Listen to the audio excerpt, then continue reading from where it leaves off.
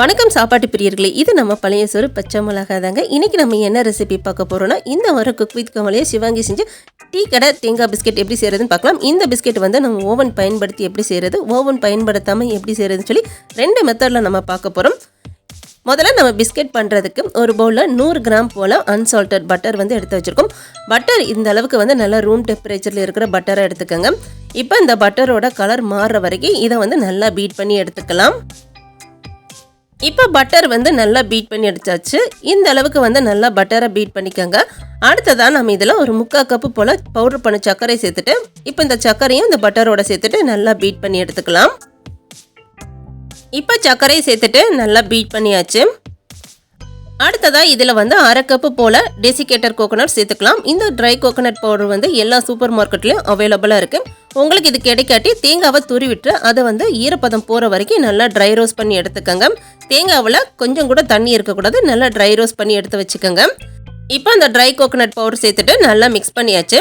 அடுத்ததாக நம்ம இதில் 1 கப்பு போல் மைதா சேர்த்துக்கலாம். இது கூட வந்து 1/2 டீஸ்பூன் பேக்கிங் பவுடர், 1/4 டீஸ்பூன் உப்பு சேர்த்துட்டு இப்போ இது எல்லாத்தையும் வந்து நல்லா சலிச்சு விட்டுக்கலாம். இப்போ இது எல்லாத்தையும் நல்லா சலிச்சாச்சு. இப்போ நம்ம சேர்த்து இந்த மைதாவை இந்த பட்டரில் நல்லா மிக்ஸ் பண்ணி விட்டுக்கலாம். ஆரம்பத்திலே நீங்கள் வந்து பால் தண்ணி எதுவுமே சேர்க்க தேவையில்லை. இந்த பட்டர்லேயே வந்து எந்த அளவுக்கு மிக்ஸ் பண்ண முடியுமோ அந்த அளவுக்கு நல்லா மிக்ஸ் பண்ணிக்கோங்க. இப்போ இது எல்லாத்தையும் நல்லா கலந்தாச்சு. அடுத்ததாக இதில் வந்து கொஞ்சம் கொஞ்சமாக பால் ஊற்றி மாவை பிசைஞ்சு எடுத்துக்கலாம். இந்த கோகோனட் பிஸ்கட் பண்ணுறதுக்கு எனக்கு டோட்டலாக 2 டேபிள் ஸ்பூன் போல் தான் பால் தேவைப்பட்டுச்சு. உங்களுக்கு எவ்வளோ பால் தேவையோ அதுக்கேற்றப்பில் வந்து பாலை கொஞ்சம் கொஞ்சமாக தெளித்து நீங்கள் சேர்த்துக்கோங்க. இப்போ மாவு நல்லா பிசைஞ்சாச்சு. இப்போ இதை வந்து நம்ம சின்ன சின்ன உருண்டைகளாக வந்து பிஸ்கட் சைஸுக்கு நம்ம உருட்டி எடுத்துக்கலாம். முடிஞ்ச வரைக்கும் எல்லா உருண்டைகளும் ஒரே சைஸுக்கு உருட்டிக்கோங்க. அப்போ தான் பேக் ஆகி வரும்போது எல்லாம் ஈவனாக பேக் ஆகும். இது போல் உருண்டையை நல்லா உருட்டின பிறகு இது போல் லைட்டாக தட்டிக்கோங்க. தட்டின பிறகு நம்ம எடுத்து வச்சுருக்க இந்த டெசிகேட்டட் கோகோனட்டில் வந்து இந்த பிஸ்கெட்டை வந்து 2 சைடு வந்து நல்லா கோட் பண்ணி எடுத்துக்கலாம்.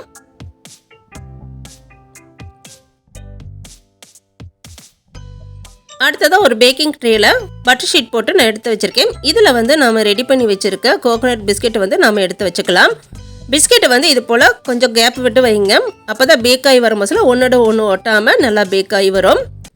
இது ரெடி பண்ணுற டைமில் ஓவனை வந்து 180 டிகிரிக்கு வந்து 10 நிமிஷத்துக்கு ப்ரீ ஹீட் பண்ணி எடுத்துருக்கேன். அதே 180 டிகிரிக்கு வந்து 20 நிமிஷத்துக்கு இந்த தேங்காய் பிஸ்கெட்டை நம்ம பேக் பண்ணி எடுத்துக்கலாம்.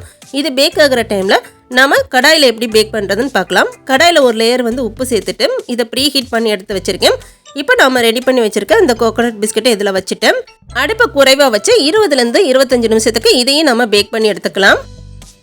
இப்போ நம்ம ஓவனில் வச்சுருந்த தேங்காய் பிஸ்கெட்டும் சூப்பராக வந்து ரெடி ஆயிடுச்சு. அதே சமயம் நம்ம கடாயில் வச்சுருந்த பிஸ்கெட்டும் ரெடி ஆயிடுச்சு. இது சூடாக இருக்குது. சூடாக இருக்கும் போதுல பிஸ்கெட் கொஞ்சம் சாஃப்டாக இருக்கும். இது நல்லா ஆறிச்சுன்னா நல்லா கிறிஸ்பி ஆயிரும்.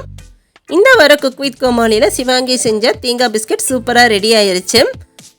கடையில் சாப்பிட்டா அதே டேஸ்ட்டோட வீட்லேயும் நல்லா மொறுமொறுன்னு தேங்காய் பிஸ்கெட் வந்து சூப்பராக ரெடி பண்ணியாச்சு. இந்த வீடியோஸ் உங்களுக்கு பிடிச்சிருக்குன்னு நினைக்கிறேன். வீடியோஸ் பிடிச்சிருந்துச்சுன்னா மறக்காமல் வீடியோஸ்க்கு ஒரு லைக் பண்ணிடுங்க. கூடயே நம்ம சேனல் பழைய சோறு பச்சை மிளகாவை சப்ஸ்கிரைப் பண்ணாட்டி சேனலையும் சப்ஸ்கிரைப் பண்ணிடுங்க.